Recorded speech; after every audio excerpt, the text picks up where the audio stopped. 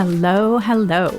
Welcome to Courage Becomes Her, where we connect and share real life stories. I'll talk with women whom I love and I'm inspired by, women who are experiencing life just like you and me. I'm excited for us to gather together and cultivate confidence, courage, and joy in life and work. It was just so clear. And, we always want God to speak to us clearly and make it obvious. In my whole life, that is the most clear something has ever been made to me. In one word, God changed what I thought was my path, but He didn't change my path. He put me on the path. And so there's a difference there. That was Gina Adams. Okay, so we all know that having it all is a myth, and that sooner or later we're going to experience a time in our lives when we have to make a choice that ultimately means we let go of one thing in order to accept another. So in today's conversation with Gina, she talks about how she accepted a marriage proposal from a work colleague when they hadn't even been dating. She talks about how she had been praying for what she desired in her future husband, and that when she was proposed to, that it was instantly clear to her to say yes, even though that meant giving up some of her career dreams. But for her, there was just no doubt that she was making the right decision. And now, looking back after being married for 31 years, she says that God's plans were better than hers, and that life is so much better, so much more than she ever imagined. So I am so excited for you to listen to this hopeful and sweet and just inspiring story and conversation with my friend Gina today. So although Gina has called Georgia home for the last 30 years, she is an Alabama gal, as you can tell from hearing her talk. And I'll tell you what, she should be the head coach of Auburn's football team. I'm pretty sure that they would do better than they have been doing or did last year if she were their head coach. So Gina is a New York Times daily crossword puzzle expert, does it every day, usually texting with me while she's doing it. I am not, so I'm super just inspired and geeked out by her and her crossword expertise. She has had their homes featured in Georgia magazines for her holiday decor, which is just beautiful. She does have an Auburn Christmas tree, just for those of you who are SEC folks. So Gina and her husband Jason have 2 adult sons, 3 dogs, and they operate a Chick-fil-A restaurant in the Augusta, Georgia area. And she's a big DisneyWorld person and obviously an Auburn person. And when they're not in the restaurant or cruising or at DisneyWorld or at an Auburn game, they're enjoying fellowship with friends or their boys, other people in their lives, and enjoying a good meal together. So I'm really excited for you to listen into today's conversation with Gina.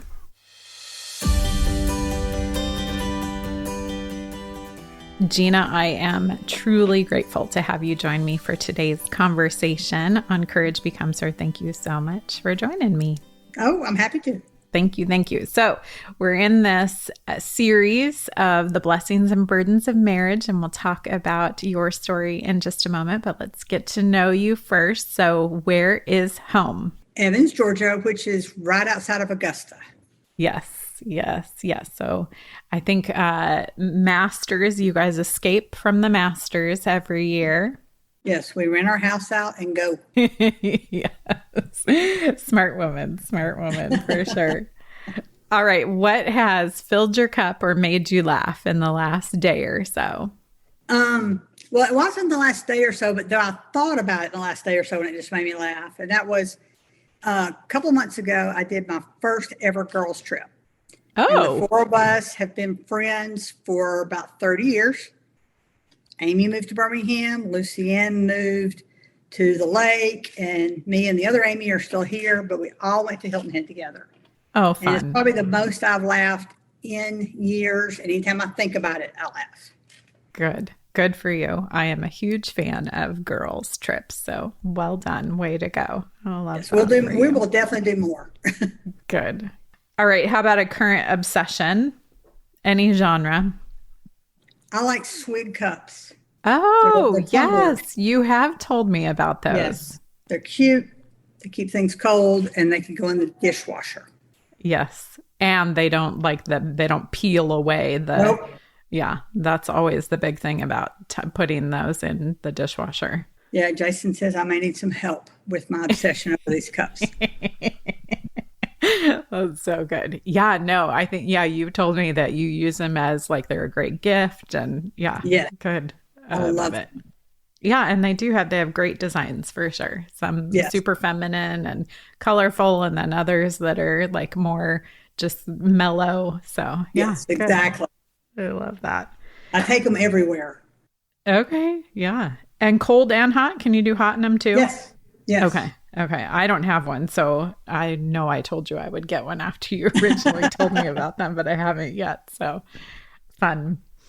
All right. I know we've been talking over the last, I don't know how long, about your Enneagram and love language. So what have you determined about your Enneagram? Well, my Enneagram, which I was not really familiar with that at all. Yeah. Is a 1 with some 3 thrown in. Yeah. If you can combine 2. Yes. But I'm a 1. Love language I'm very familiar with, and words of affirmation are definitely my love language. Yeah. Yeah. Oh, that's so good. So good. Love that. All right. I know you and I also have talked about show and movie. So what's the favorite show or favorite movie that you've watched of late? Well, I love Ted Lasso. I love the first 2 seasons more than this one. I have not felt the emotional connection like I had. But the best show ever on TV is BBC's version of Sherlock. Oh, yes. I love that. That is probably the best show ever. Gosh, and that I was so disappointed that they stopped that. So yes. Oh gosh. Yeah, I hadn't thought about that show in a long time. That's great. Oh yeah. Every now and then I've got to just start all over and watch it again and learn something new every time. So fun. That's good. And I know you also are a big Broadway fan. I am. What's your favorite Broadway show? This time last year, Jason took me to New York for my birthday and to see Music Man with Hugh Jackman. It's fabulous. Wow. I mean, we were about 6 rows back, and it was so good. It was better than Hamilton, and that says a lot. Wow. That does say a lot coming from you. Yeah. Yeah. Because we definitely are both Hamilton fans. Oh my gosh. Well, God, that makes me want to watch that because I loved him in The Greatest Showman. So he just is such a phenomenal entertainer. I wish they had done a movie or recording of this show because it's off now. Oh, wow. It was a limited run. Wow. Gosh. Okay. That's it. Fantastic. Hopefully they'll bring it back at some point in time. All right. Best book or book that has transformed your life. So this is an oldie but goodie. It's Men Are Like Waffles and Women Are Like Spaghetti. Oh. By Ferrell. Ferrell is the name. Refer to it all the time, and so does Jason. Huh. Wow. It just talks about how men think in little boxes like waffles. Okay. And how women think in spaghetti, where everything touches everything else. Huh. Wow. And the big lesson out of it for me was that men have a nothing box. And I can't even conceive a nothing box. Wow. So if you say, what are you thinking? And they say nothing, that's the truth. Wow. And so we buy it for anybody we know that gets married. Okay. So I buy them 10 at a time. Wow. I have never, ever heard of that book. So now I'm so intrigued. Well, thank you. Thanks for sharing. Very good. Good. All right. Last one. What was the first concert that you ever went to? Well, I thought it was Billy Joel. Okay. However, I did text my high school friend Leanne because if I went, she went. So she said it was Chicago. Oh. and then we saw Billy Joel. Okay. So one of those two was the first. Those are both pretty phenomenal artists to be your best or your first show. Yeah. Wow. They were fabulous. Wow. My gosh. And I still listen to both today. Yeah. So. Yeah. No, I think we all do. You'd be crazy not to. So good. Oh, well, thank you. Thanks for letting us get to know you a little bit. So, we're in this series about marriage, and I have been able to kind of be a fly on the wall a little bit of the last 8 or so years of your marriage, and have just loved learning from you and Jason in your marriage. But you have a pretty incredible and fascinating kind of beginning to your marriage and your life together that I think is definitely more rare and a little bit unique. No, not a little bit, but a lot unique. Yes. So I'd love to hear about that story, because you were on really kind of a real strong career trajectory path for your career. And then God kind of had other plans for you. So tell a little bit about the beginning of your and Jason's story together. So yeah, this goes back 32 years ago-ish. Yeah. And so we worked for Chick-fil-A. And back when we started, the freestanding concept of a Chick-fil-A's were just in malls. Yeah. That was a new thing.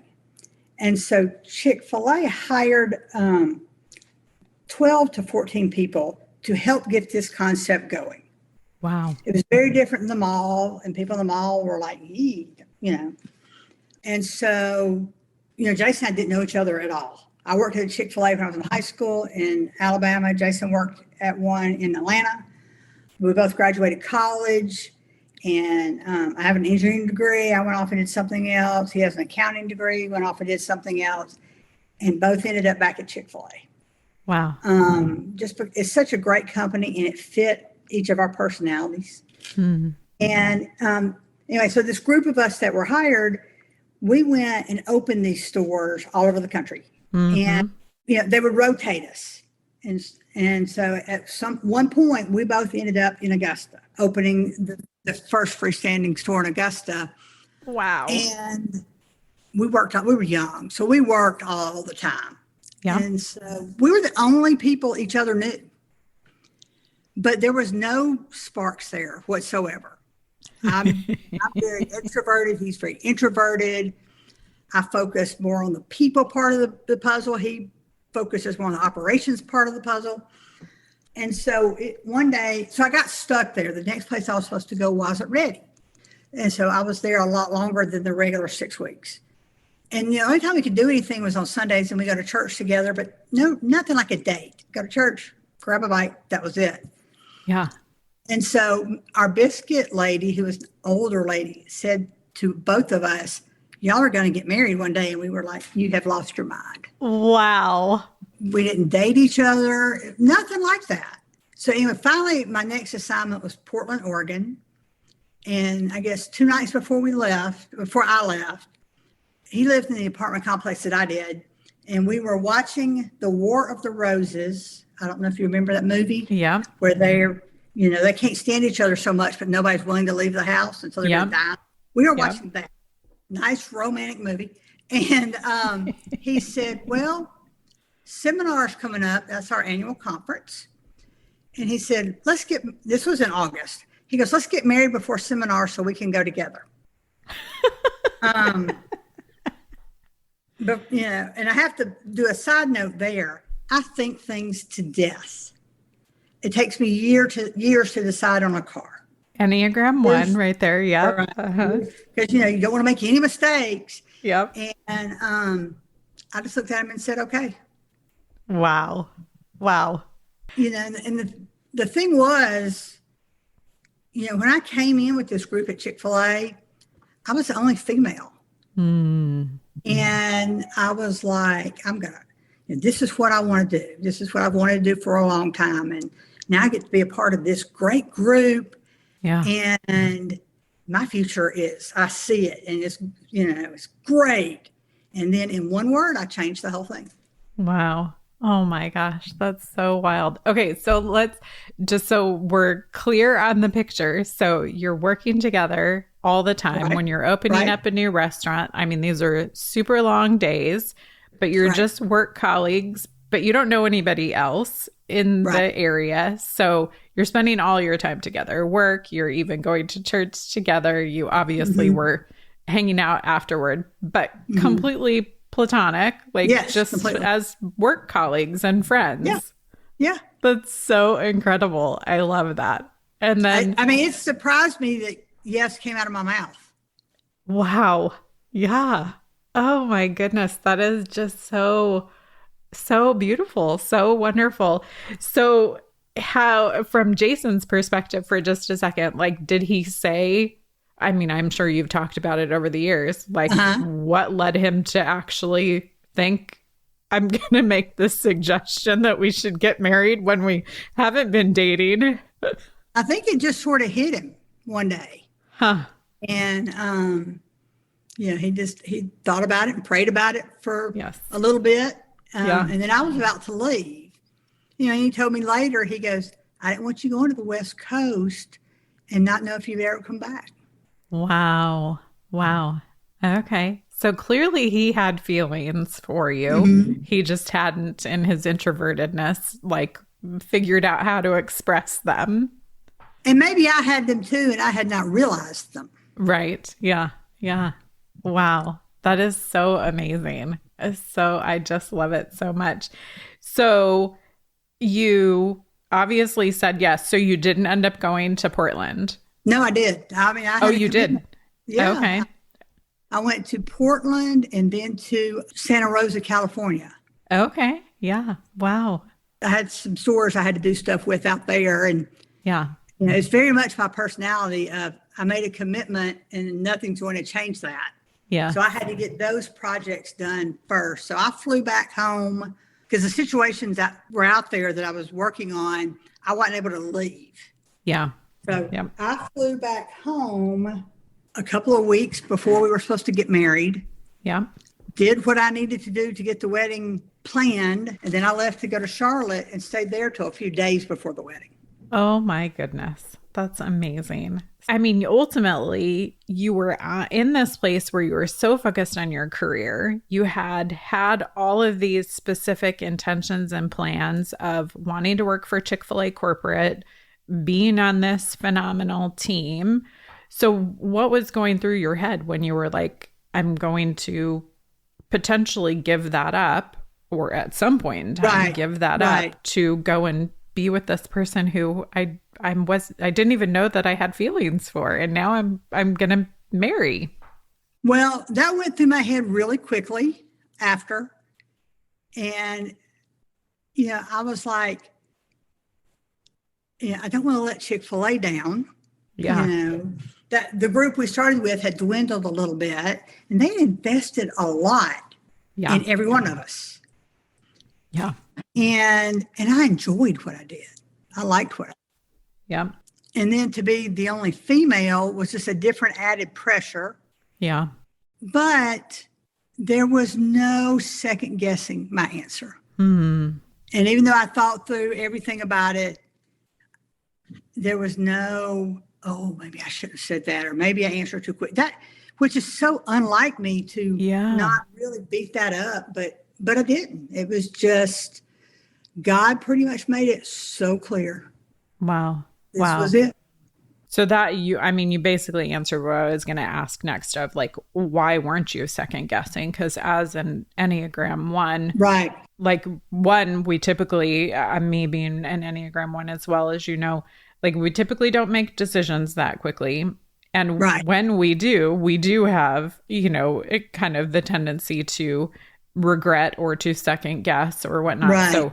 So talk a little bit more in depth about like why you didn't second guess. Well, and looking back now, I'm like, I'm shocked that I didn't, because I don't think I've made a decision since that I didn't second guess. that. And it's not like, oh, well, guess we might as well. We have nothing better to do. It was not like that. Right. It was just so clear.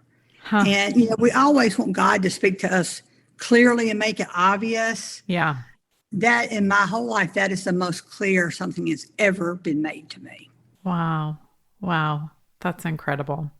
Yeah, because you're right. I mean, that's like, how often are we asking God for clarity? And like, we want to know we're doing the right thing and we're making the right decision and we want to have that discernment. So that is incredible, just that there was such a discernment, a declaration, or a resoluteness within yourself. Wow.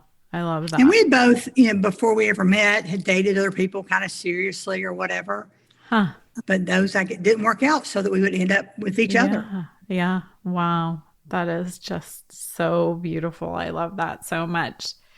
So obviously your career, as you said, didn't like abruptly end as a result of that. So you continued doing your assignments and working for Chick-fil-A for how much longer? Well, he asked me to marry him in August, and we got married in February. Yeah. And so in February, I was no longer considered a corporate employee. I was more of a contract employee. Oh. And I continued to travel, opening stores up until a year and a half later, until I was pregnant. And I was probably about 6 months pregnant before I stopped traveling. Okay. But, it was really a blessing because Jason and I didn't know each other that well.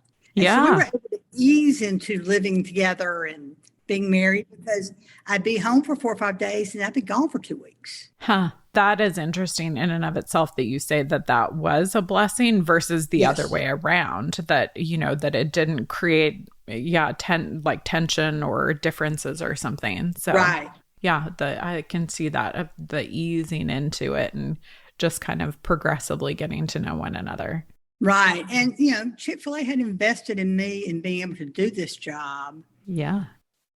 And I'm not one to, granted, I could work with Jason and did, but I wanted to keep doing what I was doing as long as I could. Yeah. Oh my goodness. So then you had your oldest, Joshua. Yes, Joshua. And did you continue to keep working for Chick-fil-A or did you? Okay. So you stopped working. Right. And I had a couple of instances where there were people who I had helped open stores with before who were moving to a new store and wanted me to come back for just a few days. Okay. And so I would go do that here or there. Great. But that was not really a corporate Chick-fil-A. I became their employee for a little bit. Yeah. And I did a few of those on and off, just enough, I think, to stay in the game. But I mostly worked with Jason in our store. Yeah. So talk about that. So somewhere in this mix, Jason also stopped working for corporate and was offered or applied for an actual Chick-fil-A restaurant to become the owner operator of. Yeah. Which is a store where we met. Yeah. And, working together was kind of tough because we're very different. Yeah. And, we'd have to worry about our differences before then. We worked together. Mm-hmm. I would be like, well, I don't like that. And he'd be like, well, I don't like that. And then we just go ahead and do our thing. And he will laugh and tell people, he goes, Gina and I never argue at home at all. We got it all done before we got married in the store. Okay. Wow. There's nothing to lose there. Yeah. And we learned how to work together. We learned each other's strengths. And I try to do the things he doesn't like to do and vice versa. So that makes a good team. I'm a lot more people focused. Yeah. Whereas he is more operational focused and we're both fine with that. Yeah. I am real quick to go, that team member just acts like something's just not right. I'm going to go talk to him. Jason's like, good. Please do. I won't. So we covered all the bases. Yeah. Now, if I wasn't there, Jason could cover those bases. Sure. And vice versa. But I think one of the hardest things for me, my personality is I really think more like a guy does, in the sense that I want to be the best. I'm the top dog, all this kind of Mm-hmm. stuff. Mm. To give that up, Yeah. that was hard. Yeah. That was hard because it is his store. Yeah. So if we hit an impasse, he Mm-hmm. wins. Mm-hmm. And that's Mm-hmm. fine. As long as I know he listened to me, which he does, then I'm good with whatever he decides. Yeah. Wow. That was a hard thing to do. That is a hard thing to do. Yeah, absolutely. And I think, yeah, as strong women, who have been successful, that Hmm. becomes even more, difficult when you're, successful in your own right, on your own, and you've been recognized for your accomplishments and successes. And yeah, that definitely adds to that of being more difficult to work through those. Well, and even now, I mean, we just had our 31st anniversary. There are times, and they are seldom now, where he does a great job, and he'll get kudos from Chick-fil-A, or he'll do this or that. And I'm like, well, I'll just sit here and applaud. But on the other hand, I'm happy to sit there and applaud him. Yeah. Hmm. And I have to watch if that starts creeping in. Yeah. That Yeah. I want to be the one who went, I did all this work. Mm. But that I can make that go. I can just convince myself, or I guess snap back into reality, that that's not my role. Yeah. And it's fine. That is not my role. Mm. That's so beautiful. Like that self-forgetfulness, of being able to say, like, I'm comfortable enough with who I am that I can let go of the competition or the comparison elements and be able to celebrate, his successes and his wins, and knowing that you have a hand in them, but you're not the one who's, getting the public recognition sometimes. Right. But I mean, he deserves them. And if I wasn't there, he'd still deserve them. Yeah. I make it a little easier. Yes. Yeah. But since we both came out of working for Chick-fil-A's corporate office, I know all the same people he knows. Mm-hmm. Mm-hmm. And I can text these people or talk to them on Facebook or whatever. Yeah. But I always have to represent myself as Jason's wife, because I am not the operator. This is his show. Yeah. And if the home office does something that I really disagree with, I can't go to somebody and say, hey, Yeah. because it's not my place. Yeah. Yeah. Jason has to hear me say it. Mm-hmm. But if he wants to talk to them, and of course that's a rare thing. And never a big thing, but little things of how this or that is done. I just say, hey, look, we need to do something about this. And then if he does, wonderful. And if he doesn't, I have done my part by saying it to him. Hi, friends. Thank you so much for listening to today's conversation with Gina. I just want to interrupt for a quick moment and ask you, what woman in your life might be sitting at a crossroad right now? Someone who has a decision in front of her and she maybe isn't sure which way to turn. I believe that today's conversation with Gina would bring the hope that that woman needs, the encouragement and the inspiration that that woman needs to help her in this season of struggling to make a decision or not knowing what decision to make. So will you think about that woman in your life and share today's episode with her? I would really appreciate it, and I know that she would as well. I do want to give a shout out today to Lisa, Lori, and Jody for their engagement through social media over the last week and sharing episodes with their friends throughout their social media platforms.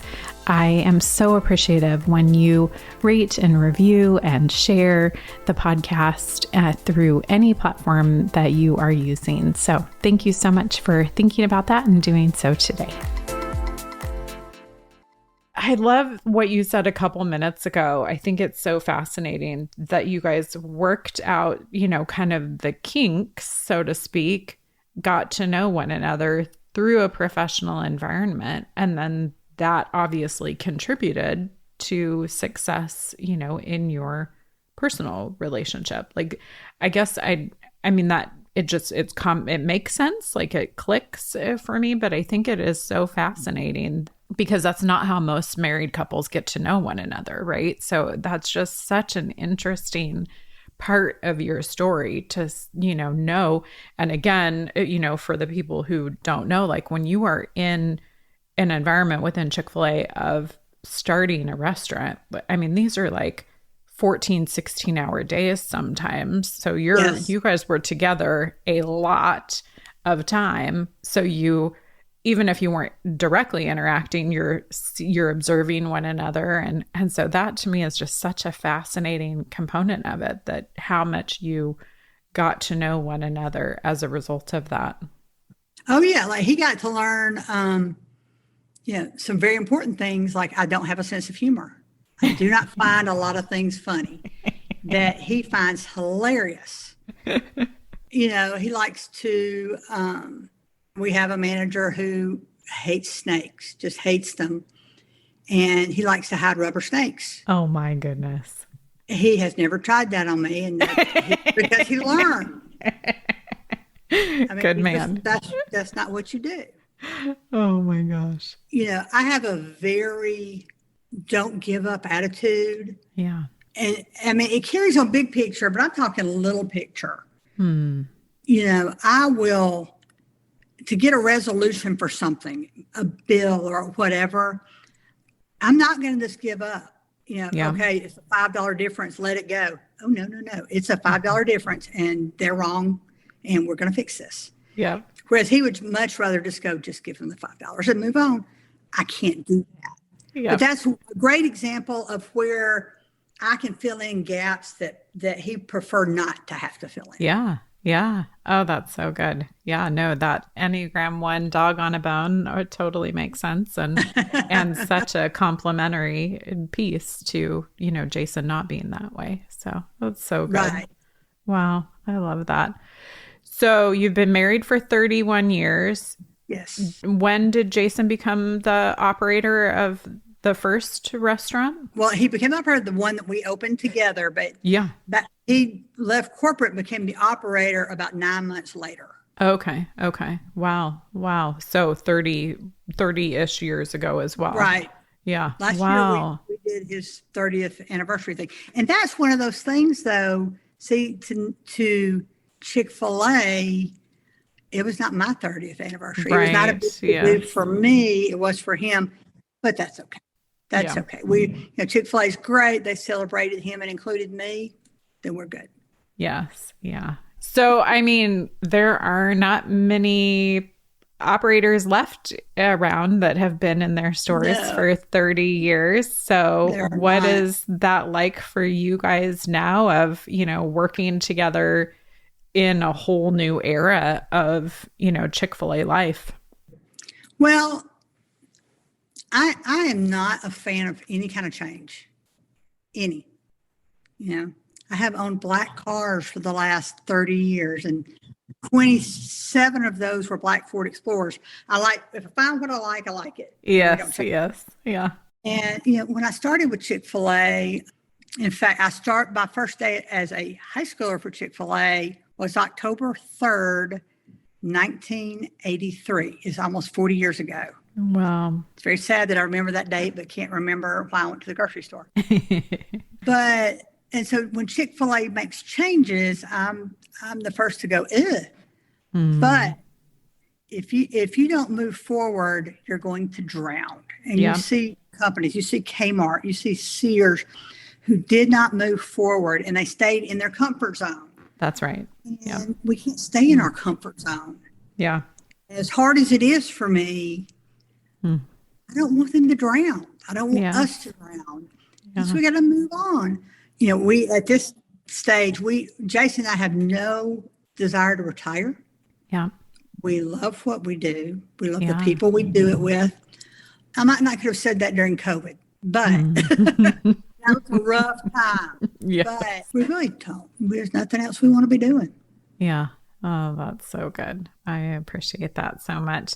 And I would definitely say, having known you guys for, near going close to a decade, like one of the reasons why you have been so successful and have stayed at it for 30 years is because you have done it together. Like it hasn't been just, Jason's thing, that it's been you guys together. And that I think maybe that's why, some of the others have not lasted as long as, you guys have truly, even though there again are those components of the recognition pieces that you're not fully included on, like you really have done it together.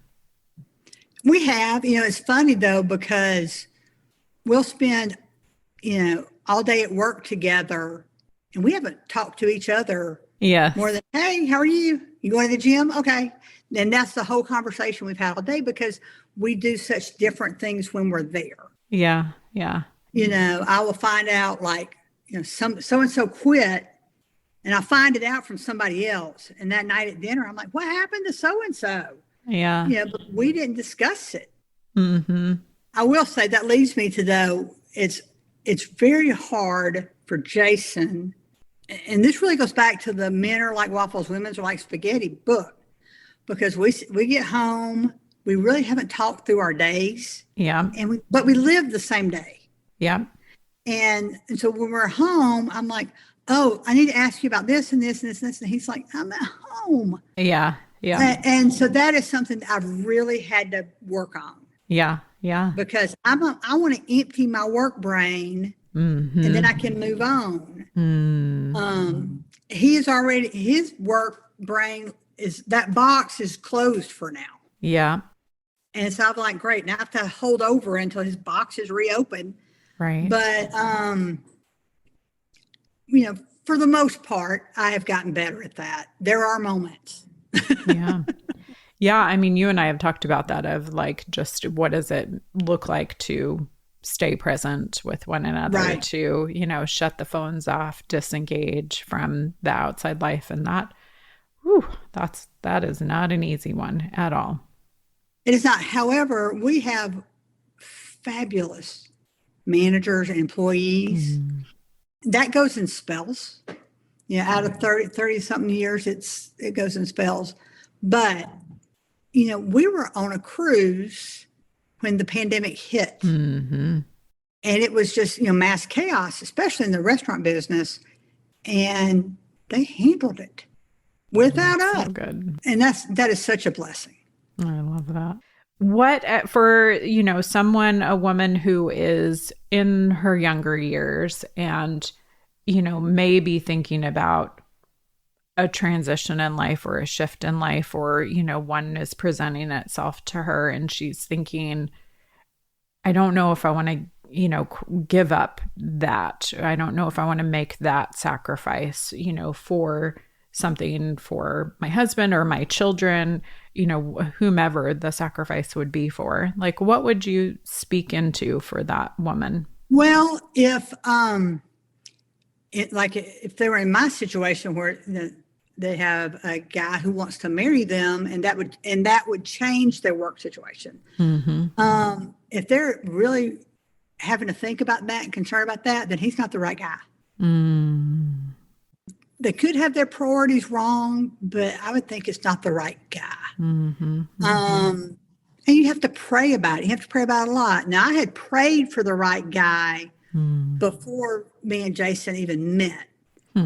And, what he would be, those kind of things. Yeah.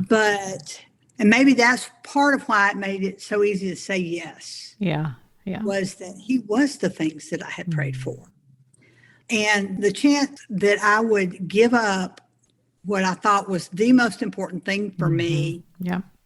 When he asked me to marry him, work was no longer the most important thing for me. Yeah. Yeah. And I think you have to listen to yourself. You really have to go, what is important? And, if the work is more important, or you think it is, then you don't need to be getting married. Yeah. Yeah. Either to this person or not this person now. Yeah. Yeah. Yeah. And like I said, in one word, God changed what I thought was my path, but he didn't change what my path. He put me on the path. And so there's a difference there. Yeah. You know, I didn't lose anything. I don't regret anything. I don't sit there and go, what if I had, because what I have is so much better. I love that. So beautiful. Such a good and beautiful story. Well, thank you. Thank you so much for sharing with us. I appreciate it. Yeah. So our last question, who or what is inspiring courage in you today? Okay. Well, I got caught up on the word today. So I'm going to take the word today out of your question. Okay. Yeah. Works for me. And I will say that who inspires me and gave me courage and strength, I think strength has to fall in there, was my dad. He was wonderful, but he was like, there is nothing you can't do. There's nothing you can't get through. And that has stuck with me. He's been gone 33 years, but that's still there. Wow. And that makes me a strong, sometimes bold person. Yeah. And it has served me well. That's so good. I love that. And clearly for it to stick with you this long, that is a pretty meaningful word. So yeah, good. Well, thank you. Thank you for sharing some of your story with us today. Sure. I appreciate it so much. Thank you for asking me. Yeah.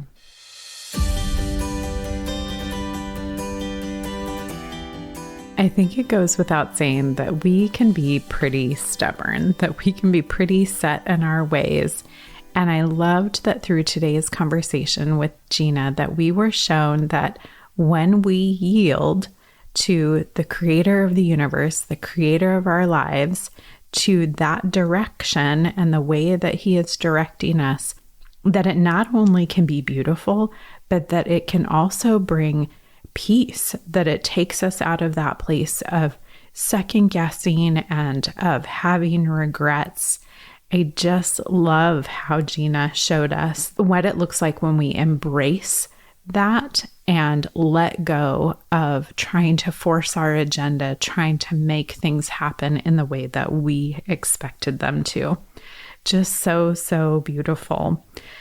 I want to thank Gina so much for sharing today. I want to tell on her just a little bit that she, like pretty much most all of the guests up to this point on Courage Becomes Her, was nervous about this conversation and about sharing some of her story publicly. And so I'm so grateful for her willingness to do that. It makes me want to just remind all of us that Courage Becomes Her is women who are just like you and me. An Apple review said, real women doing real life and sharing how they grew through various struggles, stages, and seasons. And that really is why I started this podcast, that the women who are here sharing haven't spent time polishing their stories. And for most of them, like Gina, this is the first time that they've really shared publicly or been on a podcast. And it's such a courageous step for them to step out of their comfort zones and to share. And I'm, again, just so grateful to Gina for stepping out of her comfort zone. Her sweet Bible study group has been praying for her for this conversation, that what she shared would be hopeful and inspiring and encouraging to you. And they were texting her even while we were in the process of talking and recording this conversation, just encouraging her and supporting her. And that is what Courage Becomes Her is all about, is us coming together as women in a community, supporting one another and sharing with one another so that we can each be emboldened and encouraged for what it is that life has in front of us that we need courage for. And maybe that's coming and sharing our story on the podcast. So thank you, Gina. And thank you, ladies, for listening and participating and sharing with other women in your life who can be encouraged through the lives of other women like Gina. What an honor to help you to cultivate confidence, courage, and joy in your life and work. Thank you so much for inviting me to journey with you. I look forward to being back with you next week, where we'll hear another story from a woman whom I love and am inspired by and look forward to learning from.